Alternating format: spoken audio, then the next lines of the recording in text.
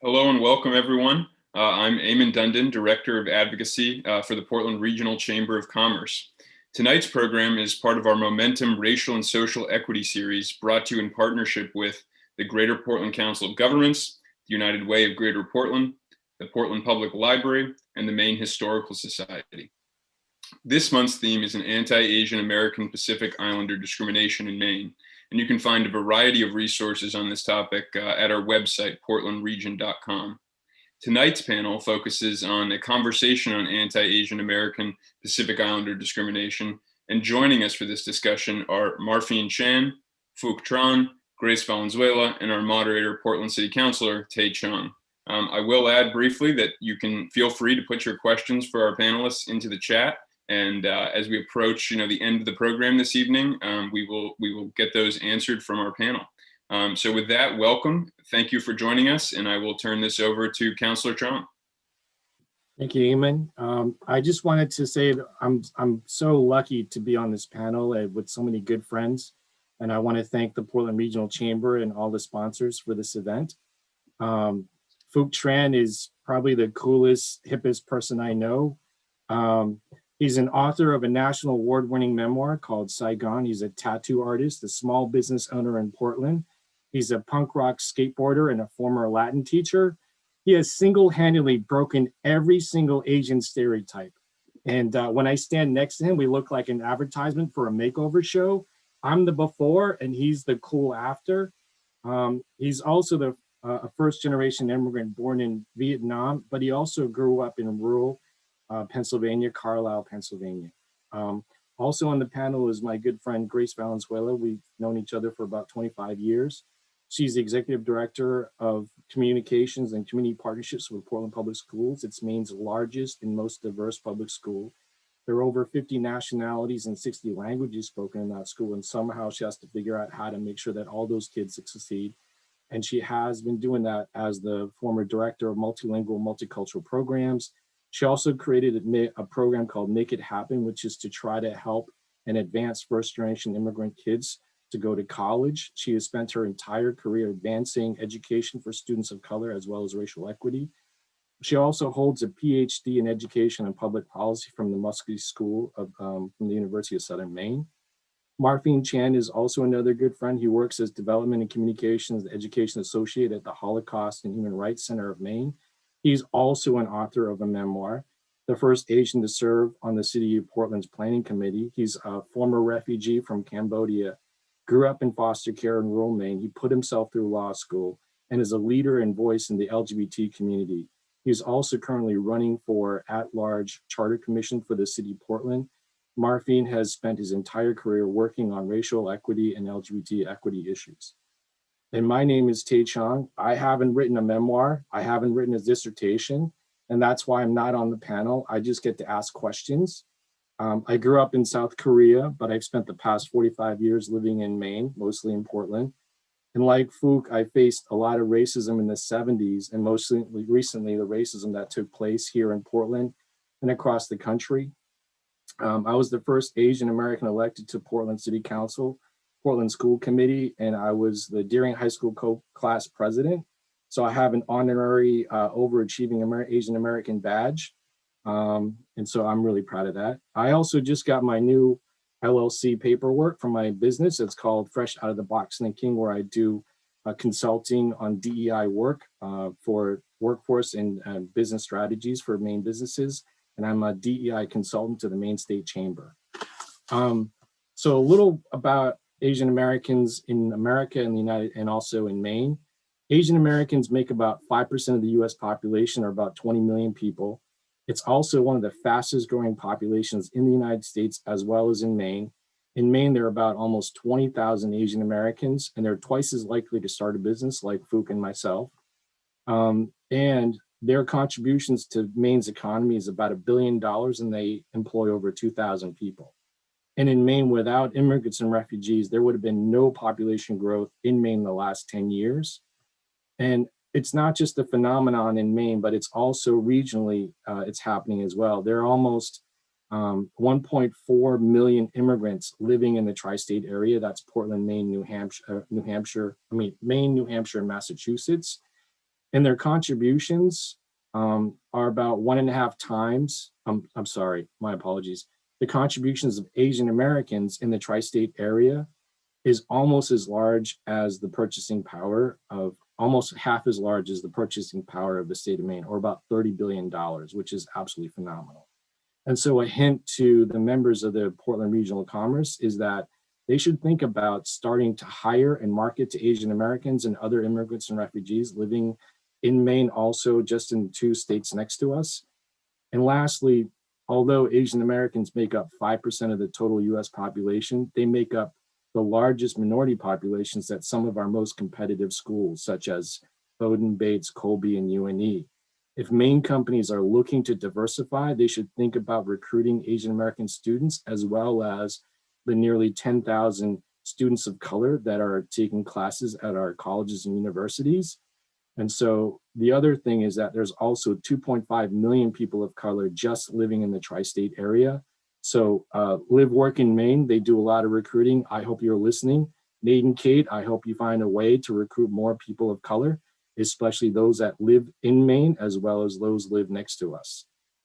The other thing that I want people to understand about Asian Americans is that not everything about Asian Americans is rosy. It's a misconception about the model minority myth. According to the US Census, Asian Americans have one of the largest income disparities among all races. In fact, it's higher for whites. So although Asian Americans, their per capita income is higher than whites, their poverty rates is 40 times greater than whites. So that means for every successful Asian American doctor that might make $200,000 a year, there are 3 Asian American families making $30,000 a year. And so the poor Asian American women were hit the hardest during COVID. In fact, according to a Newsweek article, Asian American women had the highest unemployment rates during COVID. So my first question to the panel, and I just open it up to anybody, is that why is it that so few of mainstream media or the public knows about the Asian American plight and the racism that we face? So I'll just open this up to anyone. You can just raise your hand or just jump right in. Or I can fill the time and just talk forever. I think I'll jump in, but I think it's the model minority myth that has been probably one of the biggest vehicles for silencing Asian voices in America, because the model minority myth, you may have heard it from many people. My Asian friend is the hardest working person I've ever known, or the Asian family down the street started a business and they're really successful, or they put their kids through college and their kids are doctors and pharmacists or what have you, or dentists. And so the model minority myth, even though it all the stereotypes and such that are associated with it sound good, the effect that they have is they put a sort of wet blanket over all the disparities that exist and inequities that exist for Asian Americans, who are a very diverse population, who are not a monolith, who come from India, Japan, Mongolia, China, Korea, the Philippines, Indonesia. All of those have the different religions, cultures, languages, and so I think that's one of the reasons why it feels like we're just or America's just noticing anti-Asian racism now, is because this wet blanket of the model minority myth has been dampening our efforts ever since Asians have started arriving in America. I want to debunk that. Let's understand that model minority myth, because that was coined in 1966 by this sociologist named William Peterson. I think there are 2 measures of the success. There was an article that he wrote in the New York Times magazine about the success of Japanese Americans. And so there are 2 things that he said. that he's looked at as measure. One was, you mentioned it, Tay, household income, and in the other one is level of education. So in the household income, let's debunk that, because as you know, Asian Americans, most of the time, we are multi-generation household. We are large households. So therefore, if they're looking at our income as household larger than whites, that's because there are more than 2 adults, contributing to the income of that household. So that's one.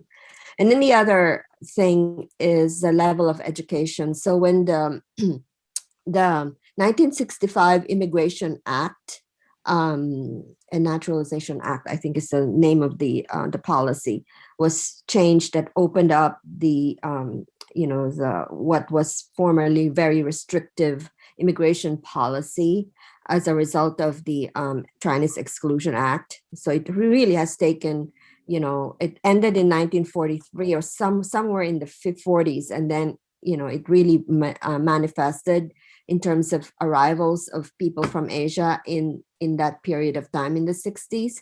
But after reunification family reunification as a priority, the second priority was people with high levels of education.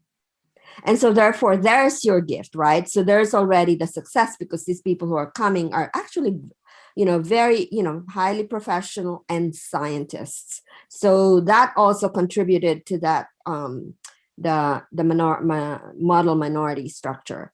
And so because we have this description, it's sort of like the perpetuation of that model created problems for Asian Americans in terms of how we are seen by other minoritized groups.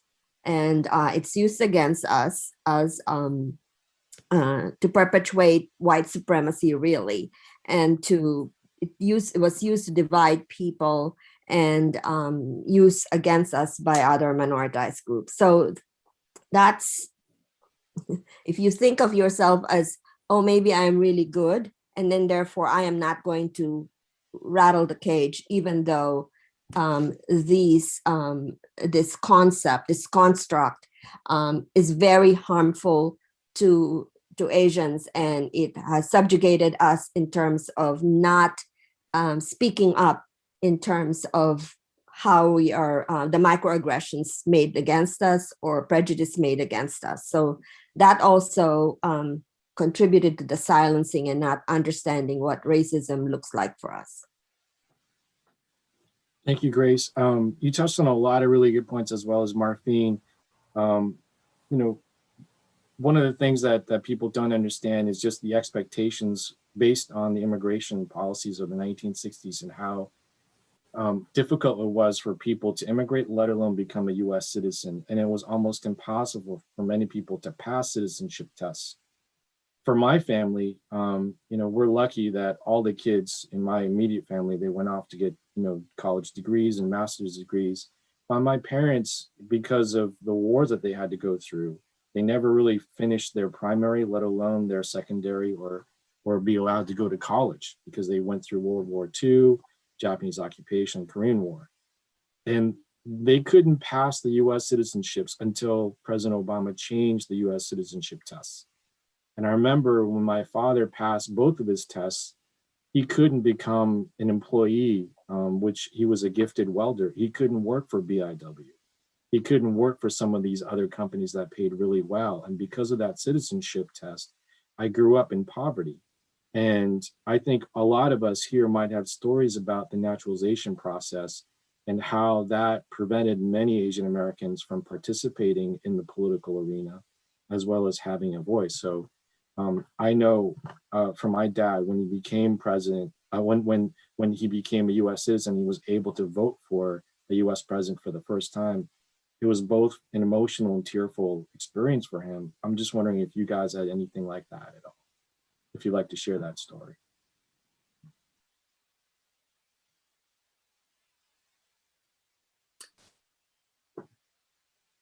I know, Grace, you hold a lot of citizenship. Yeah, I know my parents, it took my mom, I think she took the test. My mom had second grade education, but she's literate. Speaks some English, but very little.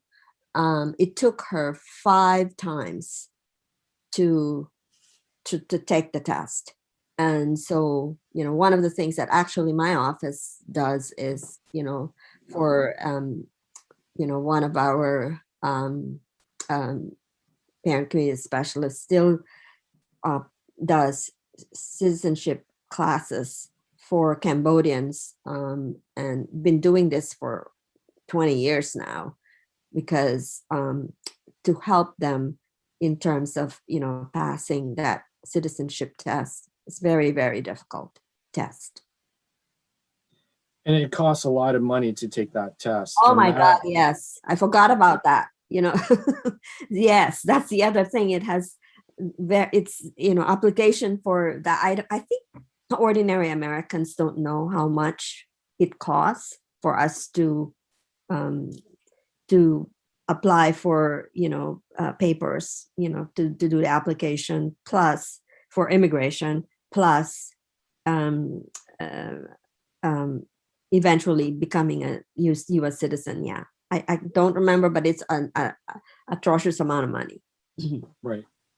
And so, what that story tells me, as well as my parents' experience, and I'm sure Fuchs' family also experienced this too, is that the kind of systemic racism that Asian Americans, especially new immigrant Asian Americans, there are Asian Americans that have been in the country for over 160 years since the Civil War and sometimes right after.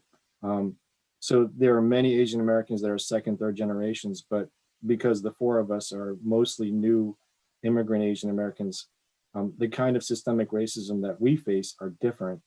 And what you just said was that Asian Americans want to be part of this community. We're willing to, do what it takes to participate in the political process, even if we have to take the test 5 times, regardless of the amount of money we spend.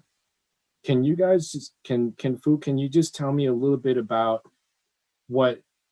if you think there's a difference between what Asians face as far as the racism that they see versus possibly other communities? I know it's a generalization, but maybe you could talk more about your Asian experience and maybe that's something that people may not be aware of. Sure, I wanted to sort of also amplify or sort of add another layer to your first question too about the underreporting of it, and it comes from personal experience, and that like when I was growing up, like my parents really did not want to rock the boat. So I think like there was this intense pressure even within my family that we would never complain or voice, sort of any dissatisfaction or like talk about prejudice that we experienced in America, especially growing up in the 70s and the 80s. So not only is there sort of this like larger miasma of the model minority myth, but at least within my family, I can't speak for all Asian communities, but there was this intense pressure to not, step out of line or sound ungrateful. Like, God forbid you sound ungrateful or complain, because like you got told to go back to your country or something like that, right? So I think like those things just compound each other. I think I can't remember her name, the sociologist. I think her last name is Kim, Dr. Kim, has this chart about racial triangulation. Grace or Tay or Marfine, you can correct me if I'm wrong about that. Are you all like, so she has this sort of like chart that tracks sort of like power and then insider outsider status. And she basically has sort of documented that the Asian American experience, is this sort of like perpetual foreigner experience. So while African Americans and Blacks are going to be lower in the power structure, they are closer. They're lower in power, but are considered insiders. Whereas the Asian American community, again treating it as a monolith, right, are higher in power or acceptance, but farther out on the insider outsider spectrum. So I think that that's an experience that I think a lot of Asian Americans, including myself, can sort of relate to, right? This idea of like no matter how long you've been here, no matter how sort of entrenched and committed and invested in your community is, like there's this perception that you don't belong or that you're not really from here, or where are you actually from, because you're always going to be considered the outsider or the foreigner. So yeah. I think you touched on a really important a theme, which is, for Asian Americans, it's always the model minority myth, but also the othering. And so my question to you three is, what came first? Is it the systemic racism and the white supremacist policies that created the othering, or is it, or did it just kind of amplify that because we were, it's part of our, potentially our heritage. The othering happened to Asian Americans more than almost any other, immigrant groups or racial minority groups. We were the only minority targeted to have an exclusion act. That's the Chinese Exclusion Act, where we couldn't own property. Miscegenation was, not allowed. It was outlawed, and also the whole policy around making it extremely difficult for Asian Americans to get citizenship, makes it feel like we're always on the cusp. And also the Asian Americans were the only race where people were rounded up and put in concentration camps simply because of their race and because of their ethnicity. That was the Japanese concentration camps that happened during World War II. It did not happen to Germans, it only happened to Japanese Americans. And so, like, where do you think othering came from? Is it part of the system, or just did it amplify from everything else? And I guess my second question to that is, what does othering feel like to you, and what are some experiences of othering that you've witnessed? So I wonder about, the phrase yellow peril. So that in itself, the word peril. So you've got to be afraid of it, right? So it is white apprehension. It's a white fear of being displaced, really, in the employment, in terms of these are people, the massive influx of Asians, which is specifically Chinese, it's going to mean that they're going to steal your jobs and also steal your women. And that's the reason why men were not allowed to bring their wives, and so there's all these that they don't want to add to the population, and all of these things. So, and it is about destroying a white way of life. And so there is that word peril. So I wonder about that. And that really was in the Chinese Exclusion Act was in the 1870s, correct? So so there is that. So what kind of experiences have you what kind of othering experiences have you witnessed or faced? Marfine, would you like to chime in? I mean, I've told this story many times, but I was adopted by a family out in Naples, Maine, Western Maine, and had worked at the Hannaford in Bridgeton, Maine, and was a store clerk there in high school. And I remember I think it was my senior year in high school when a gentleman, I guess he wasn't a gentleman, but a guy from Massachusetts who was vacationing there that summer came through my line, and I happened to miss just 10 cents of change. And so after he had gone through, I had a line of customers, and he came back and in front of that line of customers, said, "Hey, in my country, you owe me 10 cents." And it was infuriating. I remember my face feeling really hot red. And I just sort of, did the thing that, a lot of Asian Americans are taught to do, just to look at the ground and just ignore what went on. And at that time, I just felt like I had no support system at work, because I was living out in rural Maine, and I was probably one of the handful of Asian people that the Lakes region knew, that was living in the area. And so I do want to touch quickly on what Grace had mentioned about the mid 1800s, and today we talk a lot about workforce development and how immigrants are good for the workforce and for bolstering the population. in Maine, that was the case back in the mid to late 1800s. Was we just came out of a civil war. I believe it was 600,000 white Americans that were killed during the Civil War. Someone might have to correct me on that. And so there weren't enough laborers for the railroad barons and the industrialists who were expanding westward. And so they were looking to immigrants, predominantly the Chinese laborers, some Japanese laborers, and then I believe there were a big contingent of Irish immigrants as well that were working on the railroads. So it just goes back to the idea of like, are we only paid attention to when we're of use to the powers that be, and then just sort of cast aside, because obviously the Chinese Exclusion Act was the result of, you know, the population saying like, we don't want, you know, the Chinese or Asian people stealing our jobs. And so I'll just add that to what Grace said. If you ever get a chance to watch the 3-part series that PBS put together around Asian Americans, one of the statistics they give out is that during the railroad expansion, 80% of the workers on the West Coast were Chinese Americans. And something that people don't talk about is the number of people who died building the railroads. So, you know, some of the most dangerous jobs were done by Chinese Americans, and they would do the dynamiting, and also a lot of them died during the avalanche. But because you know, a lot of the railroad barons didn't really care too much about the safety and well-being of Chinese Americans, it was the community associations would go back and dig up the bodies so they could send them back to China for reburial.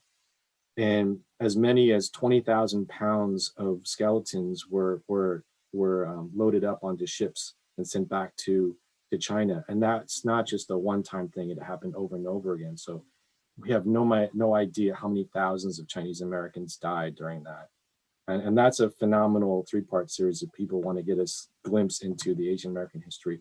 But Fook, did you want to maybe talk about what it felt like, or what some of the things that you witnessed as far as othering growing up in rural Pennsylvania or even Portland, Maine? Sure.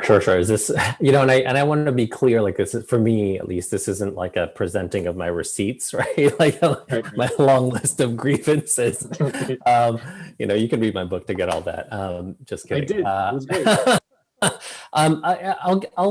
I'll present this one story. This actually happened in Portland in 2003 when my wife and I moved here. We were looking to open a business. So, you know, we went through this, you know, back in the day, there was a newspaper, and you would go through the newspaper, through the listings to call landlords about vacant commercial spaces.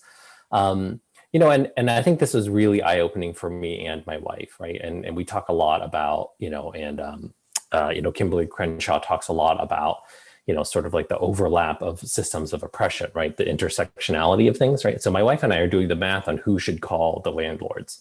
And my wife was like, I think you should call because you're a man. And I was like, fair, right? Totally fair. Like, I navigate the world with a lot of privilege as a, you know, cisgender man. I was like, we're in Maine. I think you should call, my wife's name is Susan, because they will not call someone back named Fook. I didn't think to give him a Starbucks name, because I thought, well, if I'm going to put my name on a lease, I should use my real name. And if you don't have like an Anglo name, like, you know, everybody has a Starbucks name, or at least I do.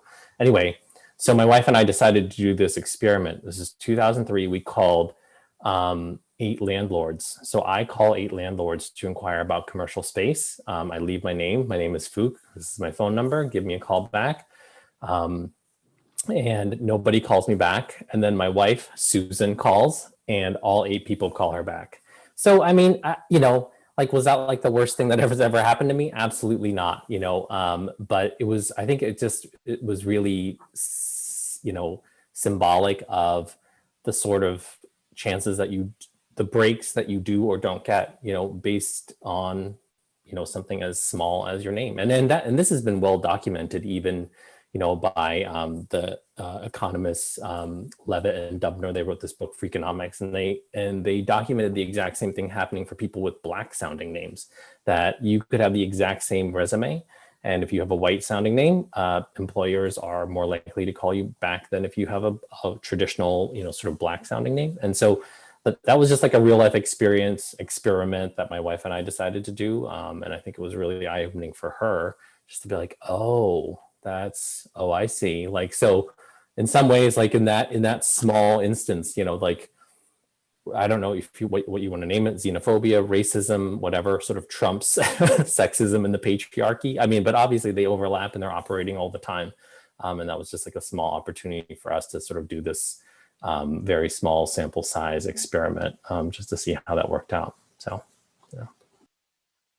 Well, thank you, Fook. And I think you just hit everything, you made all the great points that we're trying to educate the public about, which is that racism for Asian Americans is no different than any other kind of racism, and the kind of othering that we see, we kind of put ourselves in our own box, because what you said earlier was your father said, don't make a fuss because, we're guests in this country. Somehow we're not entitled to be full participants of this country, because there were so many things that happened to Asian Americans where we're not allowed to be fully participants, whether it's the Citizenship Tests or the Exclusion Acts, or the fact that people say that they can't pronounce our names. Like for me, my othering, I could give you a whole laundry list of stuff.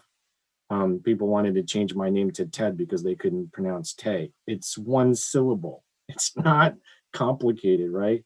And and the kind of othering that I witnessed was, I worked for a liberal company where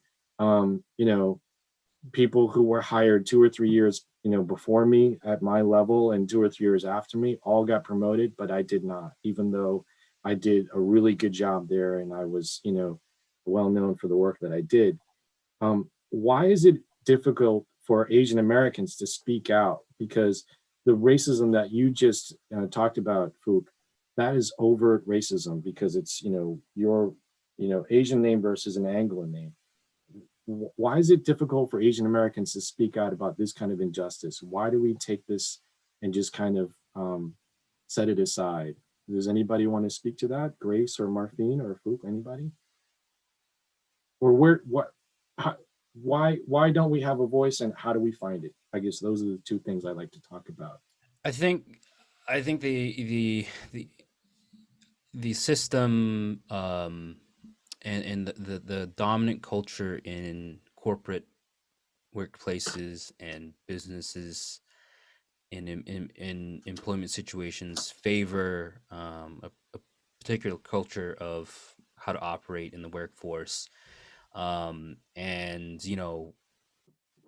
picture exaggeration, but the Wolf of Wall Street, where he can waltz in and make this pitch for an awful stock. Maybe I'm mixing up movies, but and get someone to invest in something that's completely bogus. It's sort of that uh cowboy sort of just ride in and rough rider type approach to how people engage in the workplace, and so that what that does is it creates sort of just one culture that's respected, in terms of how do you ask for a raise, how do you ask for a promotion, how do you ask to be transferred or be given more responsibilities to prove yourself, or get that new fancy vehicle, company car, or that parking spot, what have you. It's sort of the dominant culture and structures in workplaces often favor predominantly white men, and I know by now many companies have had sexual harassment training or training on how not to create a hostile work environment for particularly female workers. And it took a whole bunch of lawsuits since the mid 1950s to finally get to this point. But I think the point is now getting across that there needs to be a culture change in how we do business and how we operate and how we treat each other. And it's not a colorblind approach. It's not a I don't see gender, or I don't see color, or I don't see race, or I don't see religion. No, it's important to recognize the cultural differences and our different backgrounds, and realize that a multicultural corporation and company is actually beneficial for not only companies in Maine, but American companies and companies all over the world, because that is where innovation is born. You know, when you have that person who speaks more than one language, who speaks the French, you know, Portuguese, Spanish, German, Chinese, Japanese, you know, all of a sudden you find that your company can actually has a competitive edge or a competitive advantage in terms of being able to look globally, for instance. And now I think Maine is actually rewarding schools for having a bilingual focus, and so I think that's where we're trying to shift. We're trying to shift away from sort of a one dominant culture in the workplaces to now, you know, diversifying, being more inclusive, but also the next big word is being equitable. You know, how do we not only hire for diversity, but hire um, to see people of color, people of different religions and languages move up in the world, and I think honestly companies are going to benefit from having diverse leadership and people in management, because you know diversity brings innovation. I think the other thing that I want to say about your question, Tay, is that compared to other Asian countries, the United States has a young history. It's a young country, right? Compared to the thousands of years of histories of the different Asian countries. So our historical DNA is so much deeper. And so I wonder about, and so therefore, because you have been long, and so there have been a lot of battles and wars fought. So different kinds of leaders. So I wonder if part of the experience is that, so when you speak up, when you do this, then you get jailed, you get, you die.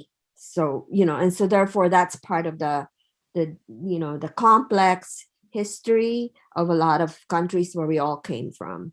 And so I wonder if that's brought here. And so therefore you wanna just to survive, you know, I remember a gripping story by one of my students, Cambodian students, who said something to me like, that, you know, walking through the woods at night in the jungle to go to the bordering country to escape as a 4-year-old, to not say anything, to be silent all the time. And so that has stayed with you know, with this, you know, young student of mine. And so that reminds me of how important to survive. You don't speak, you are silent.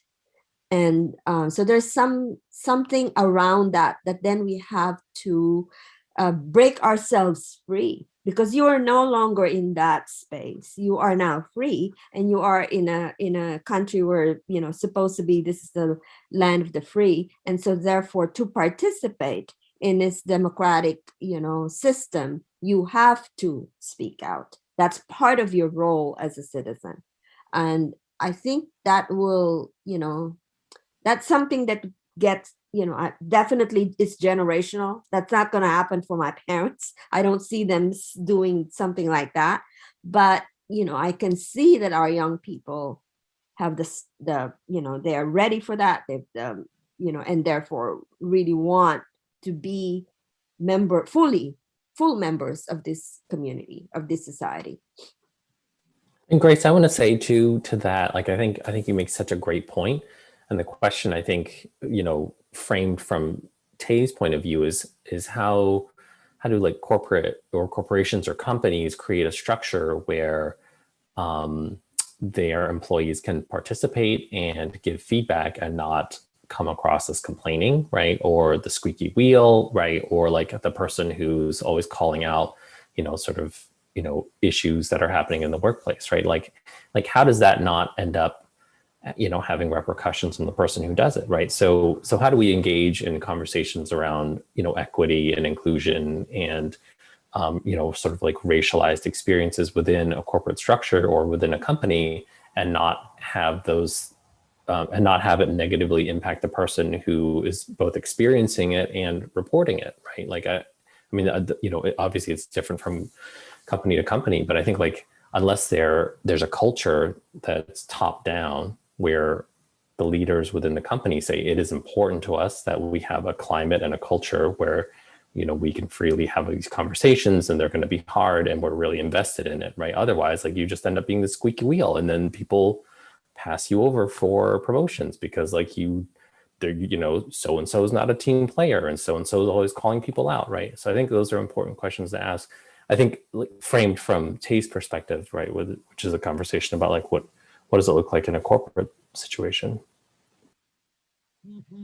Well, I think I just wanted to follow up on what Fuchs said was, so if a corporation or a community has implicit bias that Asian Americans are always seen as not part of the community, they're a foreigner or a guest. And so when they do complain and they voice out, they're seen as somebody that is not welcoming. And so is that part of the systemic racism, and is that part of the supremacy that we're talking about? Would anybody like to elaborate more about that, or is that summarizes the whole point for that? Or how do we break that cycle? That's pretty much it. How do you break that cycle of corporate America or communities not seeing Asian Americans as an outsider or a guest? How do we begin that campaign?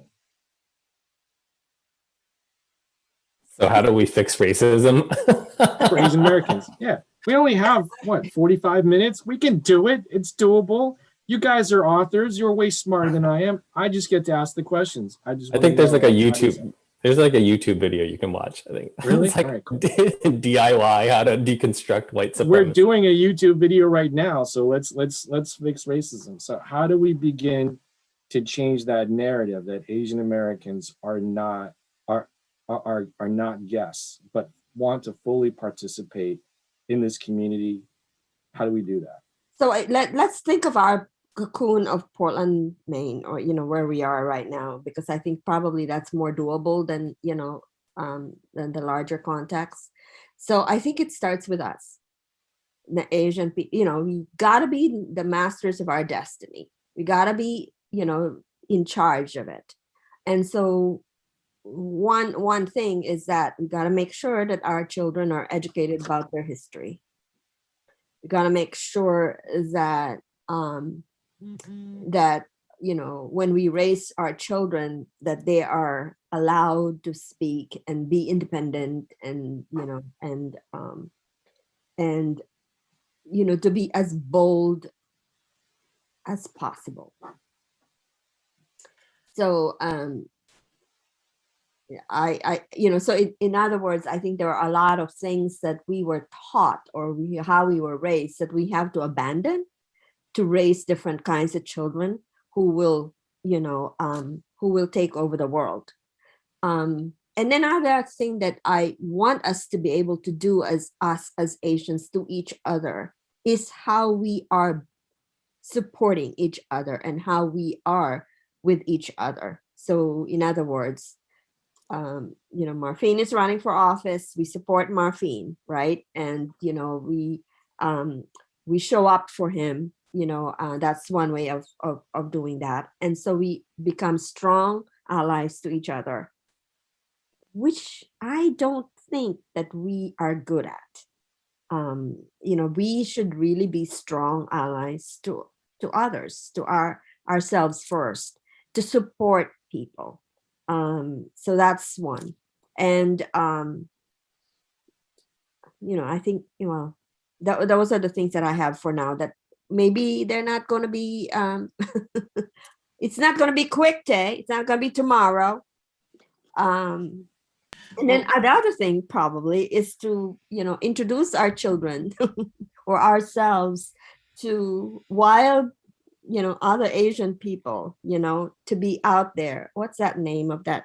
There's this comedian that's so funny that as a woman that she just really is like so beyond, so Margaret opposite. Cho, Ali Wong. Ali Wong. I love her. And so so the contradictions about what being an Asian woman is Ali Wong, right? So she's out there. I think there's some, you are a contradiction, Tay, right? So I've known that my whole life. Yeah. And so there'll be models like you. And we should not just be Tay, who is who we know around here that is so different from the context of the stereotype of what an Asian man should be. And so I think there's another way of thinking about it. And I love those contradictions. Yeah, they break the stereotype. I think it's pretty interesting because I think I can almost always see the look in people's eyes when I speak up on an issue, whether that's on the planning board or at a meeting or whatnot, and I can just sort of see, oh, you're not used to seeing an Asian speak up, are you? Well, lucky for you, you've had someone who knows all your tricks because I was adopted by a white family and put through white schools and white college and communities, and so I agree with Grace that it's a lot of, it's not glass ceiling, because I think that's Tay, you had a term for it. I forget what it was, but It's the bamboo ceiling. The bamboo ceiling, and it's always about blazing a trail for those who follow. And I probably wouldn't be as far along as I am if Tay and Grace hadn't come here earlier and blazed their trails in the public education system, and Tay becoming the first Asian elected school board and elected official as a school board member back in the day, and now the first Asian counselor. And so I think, yeah, we have to be contradictions. And for me, that's always a reality, because I would prefer to be reflective and thoughtful and reading my books and doing the scholarly work, but I find myself always having to bump it up a notch to be really loud at times, which makes some people uncomfortable, because again, they've never seen outspoken Asian Americans before, until, especially in Maine, until they've met folks like us and folks like Ben Chin and Jenna Vendil. But outspoken people in our community is not unusual. Loud people in our community is not unusual. Bold people in our community is not unusual. So how do we get the mainstream population to accept that that is the norm? Because, if you look at business leaders, China and Japan and South Korea and the rest of Southeast Asia is doing pretty good. They're amazing business leaders. But in the United States, although Asian Americans make up the largest racial minority groups at some of our best business schools, there are almost no Asian American CEOs at Fortune 500 companies, let alone local businesses looking to recruit them to be our executives. So how do we change that narrative that what's normal for us should be normal for everyone else? Like, how do we change this philosophy of Asian Americans are only guests and technocrats and they're never going to fully want to participate? How do we show that we want to fully participate and break that narrative? I understand about being trailblazers, but how do we do it at the mainstream level? Because there are only a couple Ali Wongs in this world. How do we do that at the local business level and local community level? I know we're trying to solve racism, and Fuchs like, we're running out of time, and you still want to solve this thing. I just want to throw out ideas out there, and so anybody can just jump in. It's just popcorn ideas. I mean, I think it's also a question of I appreciate very much what Grace and Marfine are saying, and I think I want to amplify all that. I think it's also important for us also, to name that it's also problematic to ask the oppressed or unmarginalized people to be their own liberators. Like, it's just your world. Like, I live in it, so it's like, if you built white supremacy, I feel like it's also, why is it my job to dismantle it, right? I mean, other than it's like, it's in my own interest to dismantle it, because then I get to live, sort of this liberated life, so I think oftentimes, like, it's also a question of who holds power in these spaces, right? So it's like, if it's like, white people, like, I think it's often like, how do we convince white people to dismantle, the thing that they've made? I think Tay presents like a pretty compelling economic, argument for dismantling that, or at least including and bringing in people who don't look like them into leadership positions, right? But I think it's a really big question, Tay. But I think we can attack that problem from both sides, right? That it's asking for accountability, like looking like who are the constituents and who are the, board members and who are the people who are holding, decision makers accountable. And then also I think Grace's approach of like, and Marfine's approach of like, we also want to speak for ourselves, right? And advocate for ourselves. But I think it's so tricky, right? Because I think we can complain about it all we want and advocate for ourselves, but again, like you've said, like I think like the bamboo ceiling is a very real thing. So unless there is accountability or investment from the top and from people who are sort of have, are holding the reins of power, I think it's I don't know. I'm so curious to hear what you have to say, Tay. So I want to rock the boat. So because we are in chamber right now. But in your opening statement, Tay, you said something about there are 1,500 Asian-owned businesses in Maine. They employ over 2,000 people. And there are 1,500 businesses. I thought that was the major account. Somehow no, I read that there are. Yeah, that could. So then the question for me is like, for the from the Maine Chamber of Commerce, how many of the Asian businesses are members of the chamber? Do you know? Not many, but to Quincy's credit, we created a scholarship to recruit immigrant-owned businesses to be part of the Portland Regional Chamber. And so we did outreach to immigrant businesses and gave them free scholarships to be members. And she's very progressive in that aspect. I don't know about the Maine State Chamber.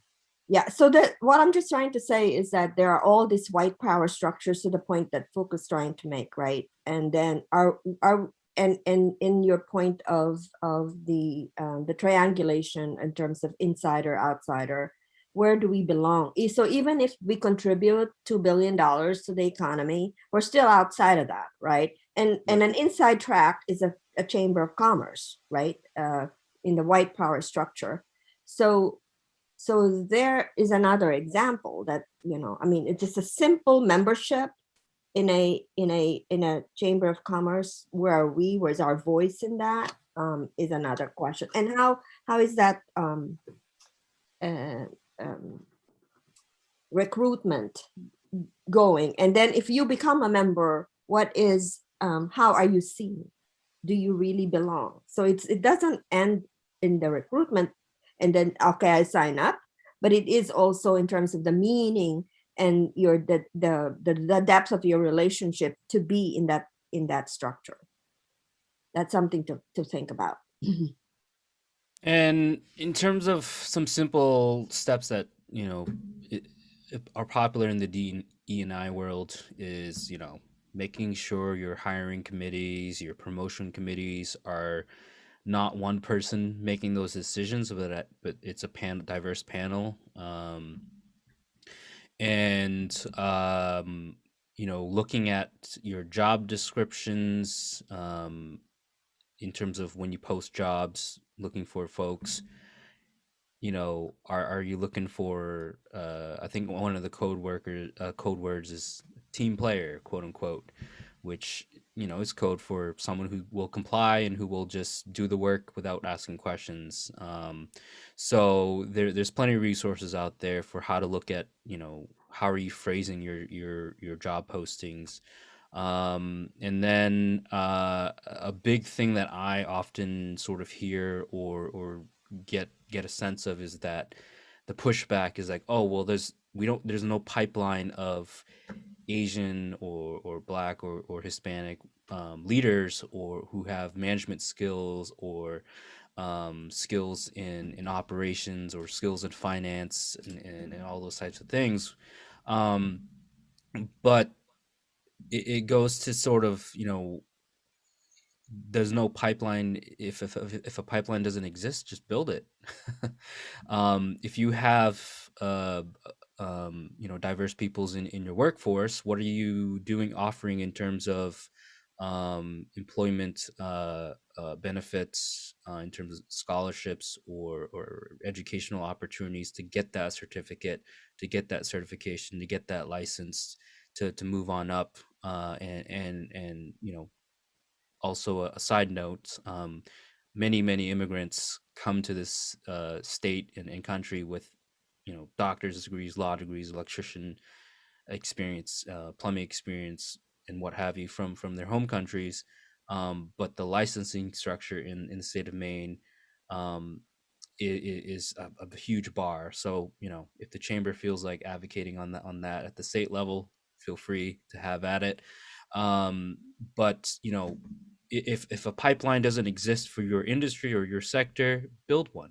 You know, blaze that trail and build out a pipeline. You know, work with the University of Southern Maine, work with UMO, UMaine, and Southern Maine Community College to build a pipeline that you know, trains and prepares you know, Asians and people of color in Maine who, you know, to become leaders, but also look abroad, you know, out of state, you know, for qualified candidates as well, if you think you can't find anyone here.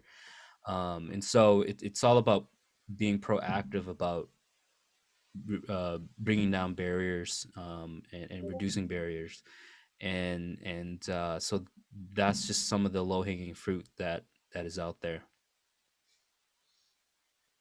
Um, so what if there is a pipeline and people choose not to go to it? So I was chair of the governor's economic recovery committee's diversity, equity, inclusion committee. And, you know, we had three main organizations that are supposed to recruit knowledge workers or recruit workers to Maine.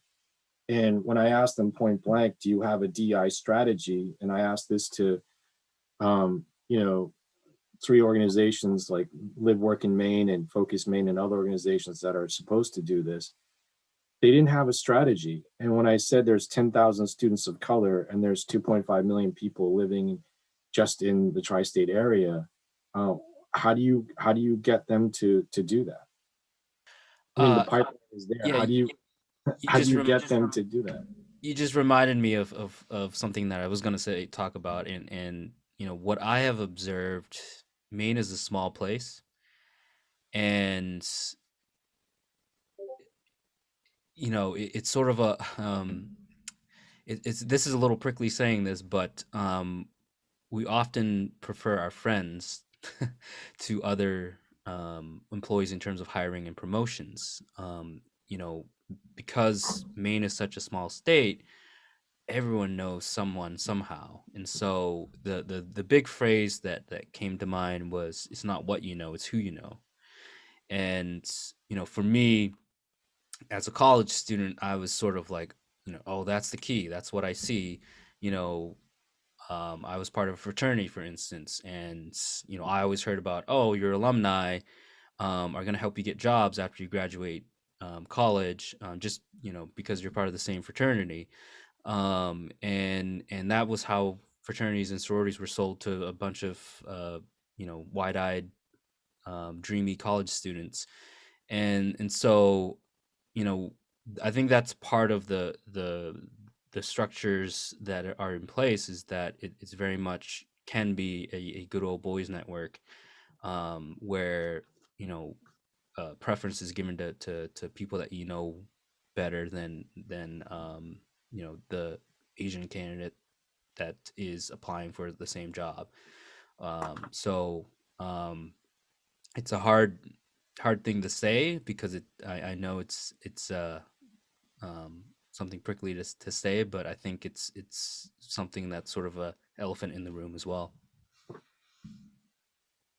I think what you're saying is we're going back to the whole piece about othering and being guests and never being fully participants, whether it's in the community or in a job place. And we're pigeonholed as quiet technocrats that won't complain, because if we do, then it just amplifies that we're not wanted. We're not the kind of guests that we're supposed to be. Which And goes so back to one of the stereotypes of Asian people is they're often seen as the service workers, the restaurant server, or the food provider, or the nurse, or caretaker, what have you. And I know Grace has a lot of knowledge about that, so I want to see if she has anything more to say. About what? I missed that. Sorry. The stereotype about Asians being servers and in the service industry and being the sort of caretakers of other people. Being a good technocrat as servant, correct, and not a leader. And so it goes back to our question about how do we find our voice? And what Fook asked was, how do we dismantle the system and how do we create accountability? And so, how do we create intentionality?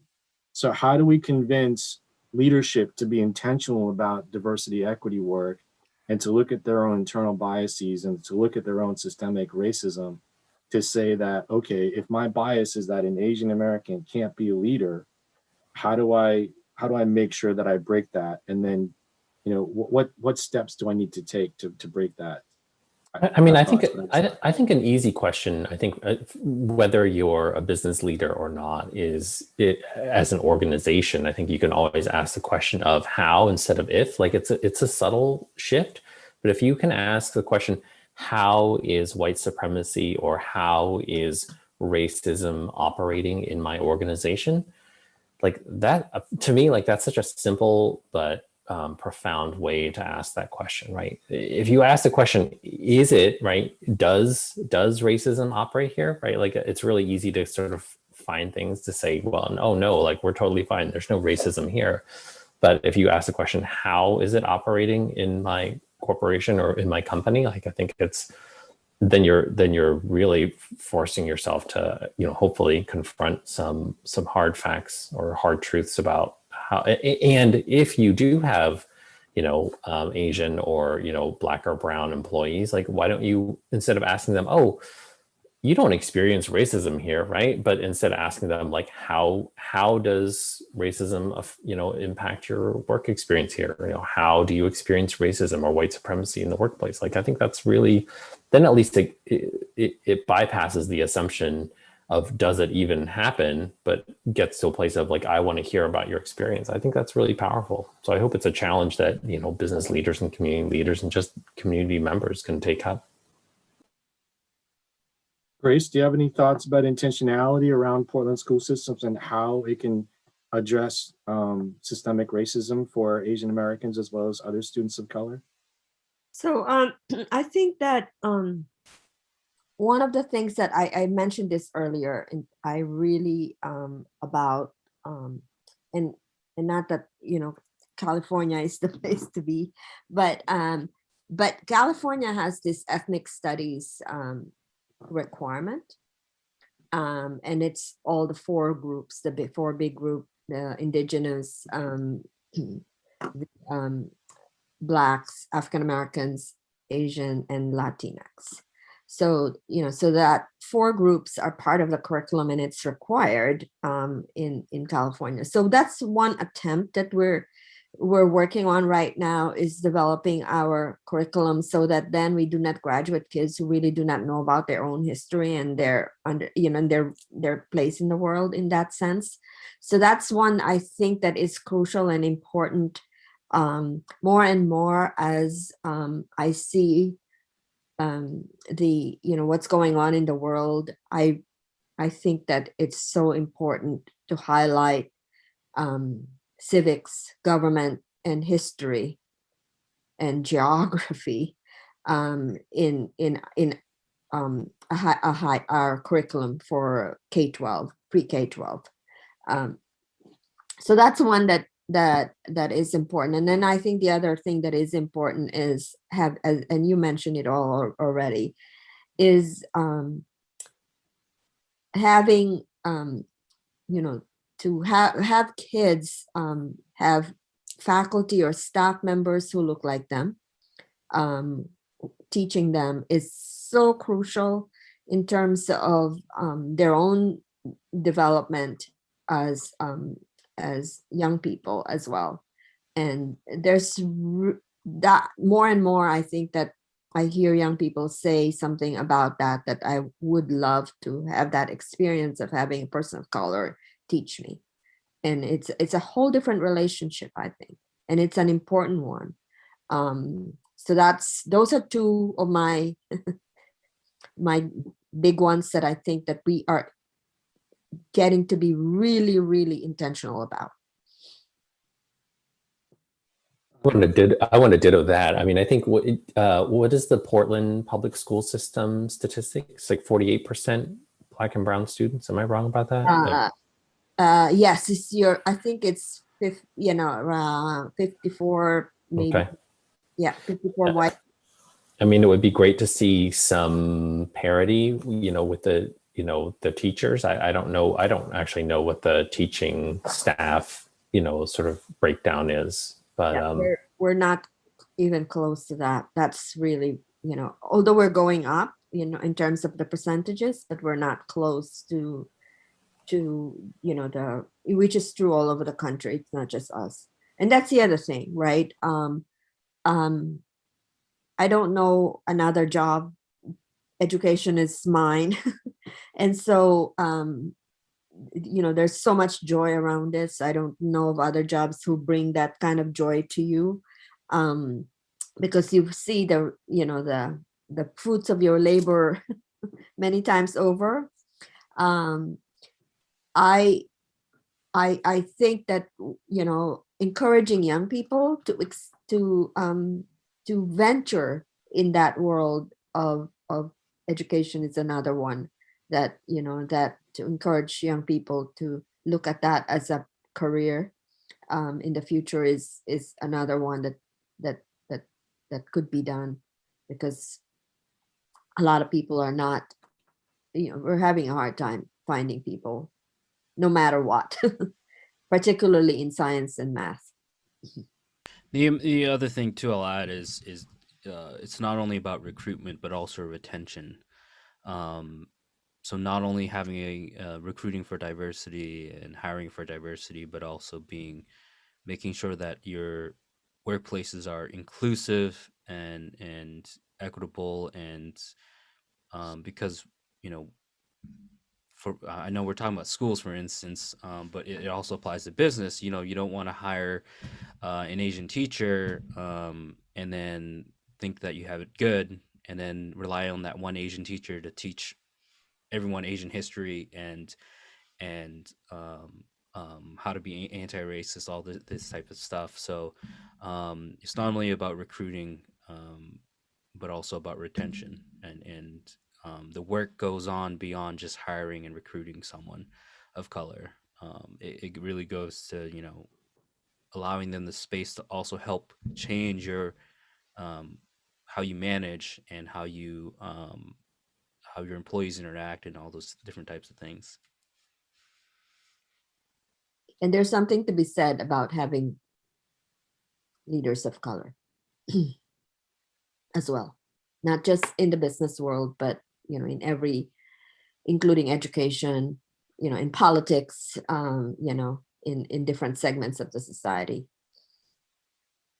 I think, what I'm hearing about from all of you is why it's important to have multiculturalism, because the diversity intelligence is what's needed in the new economy.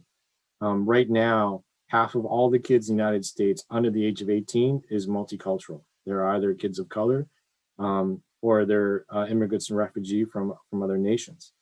And the millennial population, 40% of them are multicultural. And so the workforce that's coming up behind us demands and expects multiculturalism. And if Maine doesn't get on board, if local communities don't get on board, we miss out on that market and we miss out on those workers. And as Marfine said, if we haven't created connections to those pipelines, we're going to be that much further behind. And according to Maine Development Foundation's Measures of the Growth Report, if we want to be in line with the DECD, Department of Economic Community Development's 10-year plan, we have to grow 75,000 new employees.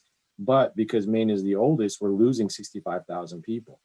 And so how do we replace those people if it isn't the new, workforce that's coming up behind us?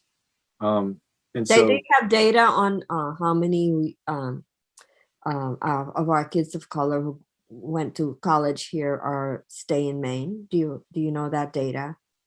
Don't know that data. And Ina Demers wrote a question about, there were a plethora of Asian American students and other students of color that were in the Portland school system in the 2000s. We had a large Cambodian Vietnamese population.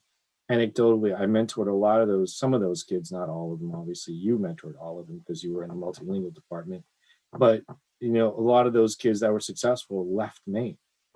But there's no real strategies to ask them to come back. I mean, these are people who are in their 30s and 40s who are doing well, but we have no strategies to bring them back. We have no strategies to keep the 10,000 students of color that are taking classes at our colleges and universities. Just SMCC alone has 1,000 students of color. Like, what are Maine companies doing to strategize how to keep those students here? And so it goes back to intentionality. It's all about whether the C-suite people want to be intentional and wanting to put leaders of color to talk about it on a daily basis, as opposed to it being a symposium or, an event that takes place and we have to have some kind of panel discussion. And so I think that's wonderful. So I just wanted to ask you about, like, can you speak to the importance of how a person of color mentor meant to you in your lifetime, whether it changed the way you see the world, or what kind of mentorships or allies are important to you, especially a person of color? I mean, I want to amplify what, Grace was saying about having teachers of color. I mean, there's lots of data out there about the impact that for Black and Brown students, about how having one teacher of color who looks like them in their K through 12 experiences. And Grace or Tay or Marfine, you can correct me if I'm wrong. I think like their chances of graduating high school, I think like goes up by like 70% or something like that. It's wild. I can't speak to the impact that having a mentor, like a Black or Brown or even Asian mentor, meant to me. I have never had a Black, Brown, or Asian teacher ever. And I spent 20 years as, 23 years as a, high school Latin teacher. So I think it goes to, the idea of like, who was I to those students? Was I a mentor? I hope so, at least to a few of them, right? If I wasn't sort of, torturing them with like Latin grammar, I hope that like I was showing them that there was a way to be in this world, right? As a Latin teacher, but also as like a Vietnamese person, as an Asian American. But I'm curious, like if Grace, Marfine, or Tay ever had Black, Brown, or Asian teachers in their lifetime. Yeah, the only, I had an African-American teacher at Bowdoin College. Her name was Gail Pemberton. And it wasn't until my sophomore year that I read the first author of color. And I took 2 classes with her because she was amazing. And then she left Bowdoin and she went somewhere else. But I mean, that just speaks about retention. But, if it wasn't for her, I don't think I would have been racially conscious. I wouldn't have read like every, I read Malcolm X. I read every book I could find, written by African Americans, which led me to read as many books about Asian Americans and then also Latin Americans. and then indigenous authors. So like, because of her, she opened that consciousness for me. And that allowed me to kind of be more politically aware and racially aware. And I studied it. And that's one of the reasons why I was active in the local NAACP chapter and all those things. And so obviously she had a huge impact, even though we never really spoke because I was just a participant in the classroom. But the topics and the depth of knowledge that she was able to convey changed, I think, the course of my consciousness. Before that, I was just trying to get by as an Asian American kid. And I was basically passing because that's how it was taught to me. And I didn't know the difference. I knew what racism was, but I did not understand the history and context and systemic racism that went along with it. But it could be, it doesn't have to be a direct mentor, but I'm just wondering, was there an ally? A question we got from Diane Lebson was, how can, what can people do to be an effective ally? A mentor is an ally. So what are some things that, people can do to be a good ally to Asian Americans living in Maine? I'll open up to anybody. One of my favorite authors, Bettina Love. I don't know if you know Bettina Love. She's she writes about education, and she's African American, and she coined this term co-conspirator. So it's not just, it's beyond being an ally, but being a co-conspirator. And some people argue about, there's always going to be arguments about terms because they don't like the word conspirator because of conspiracy and relationship with that and what it means. But I think there's power in that being a co-creator. In my mind, I think that's what Bettina is saying, is that you are going to be my co-creator, not just sitting there in a passive way, but an active designer of systems to change, because we all need everybody's hands to change the system. And so there is that that co-creation of a new path or a new reality, a new world to be with each other is an important one. And I want somebody who will good people that I know that would be co-creator for me are those people who ask questions, and are reflective about what they see, what they observe in the world, how relationships are. There's just some ways in terms of, I didn't understand that, and then and be honest about it, and know fragility and be vulnerable is what I'm looking for in terms of a co-creator. Those are the things that are helpful for me to be honest, to be authentic, to be true to yourself. Those are some of the things that and please study your history. Please understand the context of the US construct of racism in the United States, and what that really looks like for each group, because it looks different, as we are talking about here. That's important because the formula that I have on being a good ally in that respect is, don't expect Asian Americans to teach you Asian American history and the history of anti-Asian racism and xenophobia, present company included, or excluded from that. But what the formula that I sort of have in mind is, do 90% of the work before you engage your Asian American friend on a conversation about racism and xenophobia. And that applies to also Black and Hispanic Latinx friends as well. Do 90% of educating yourself and getting yourself versed into the history of white supremacy and racism before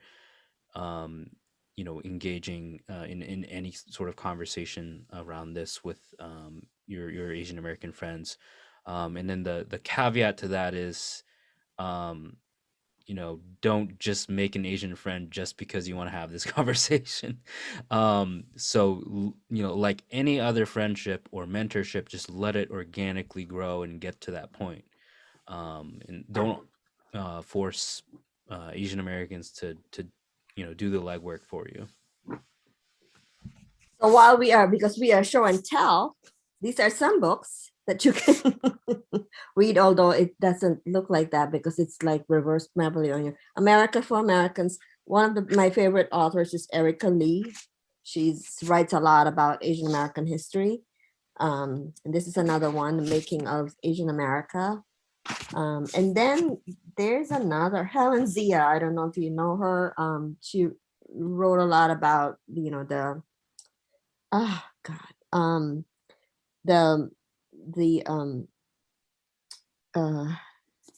what's the name of that boy who was mistaken for Japanese in the 80s? Vincent Chin. Vincent Chin.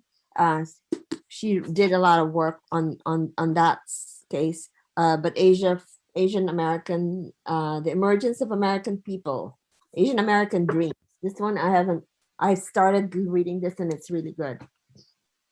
So those are some of and then there's another one. Is Myth of Model Minority, Asian Americans Facing Racism. So there's some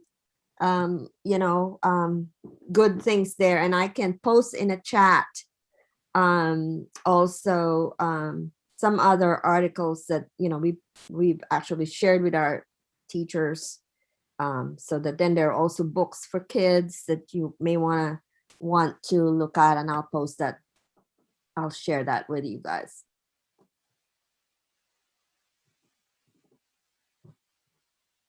Did we lose Fook? I think we lost him. Oh, he has to leave at 6:50. Oh, okay. All right, that's fine. Well, I want to thank Fook for being here. He was amazing. And if people get a chance, another book to read is obviously his memoir. It's called Saigon, and in it he talks about just the integration of his family in rural Pennsylvania and the kind of things that he has to go through. A lot of it resonates with me because he and I are of similar age, and I went through some of that stuff in Portland in the 1970s. I think what I experienced, I don't know. I think that what I experienced in Portland was maybe a little bit harsher because Carlisle was part of a university town, whereas back in the 1970s, Portland was a little more rougher. So I guess though, we've covered a lot of topics today. We talked about what does racism look like for Asian Americans.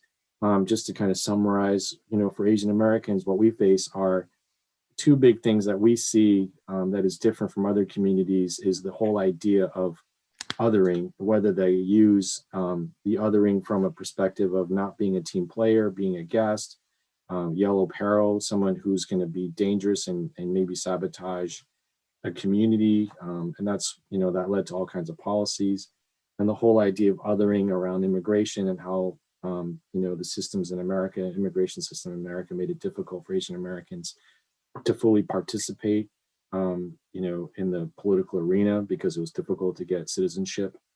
And then the second piece is how Asian Americans are treated as a standard that no one can meet and how it sets the whole community up for failure. The whole idea of the model myth minority where, you have to live to a standard that is just incredibly hard and many fail on that kind of myth that most people don't talk about.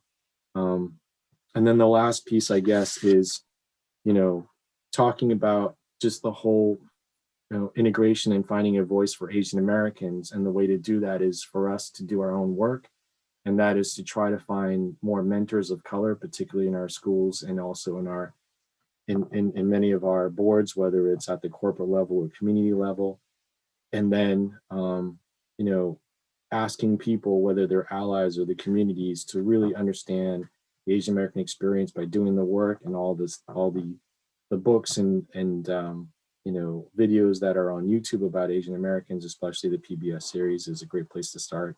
And that can give you an entryway into just the history of Asian Americans. But in order for us to be part of this community, people have to look at, as Fuchs said, is how is racism working in, you know, whether it's in the school or in a place of business or in a community, and figure out how to unwind that systemic racism to do that kind of work. So is there anything else that I missed that people want to chime in? Because I tried to summarize what we talked about for about an hour and a half.